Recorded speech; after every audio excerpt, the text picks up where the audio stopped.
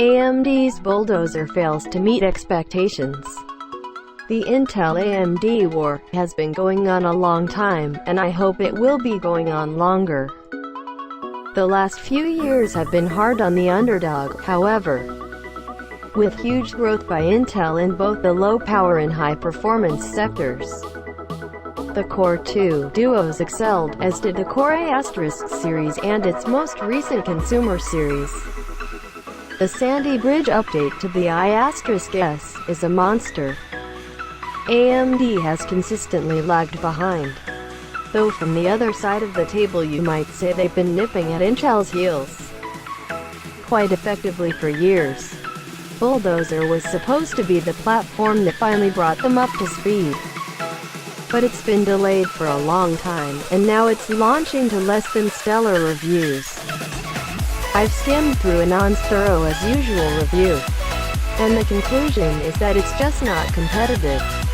HardOCP Perspective, Tom's Hardware, and Neoseeker agree. Whether it's synthetic or real-world testing, AMD's best FX processors don't stand up to the middle of Intel's line, or even to their own processors from last year. Is it a disaster? Not exactly. I'm guessing at some point along the line, someone at AMD said, "Look, we have to release something sometime. Our customers aren't going to wait forever."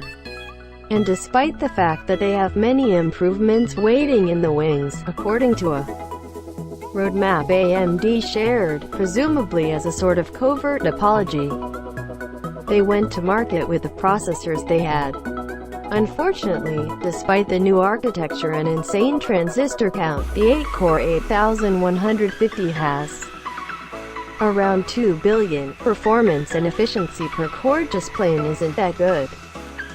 There are few tests on which Bulldozer takes on Sandy Bridge well, such as those truly optimized for high core counts, but on single core tasks it gets destroyed. There's hope. This is just the first iteration of the new architecture, and it's likely we'll see both a new line and a serious performance boost when Windows 8 hits.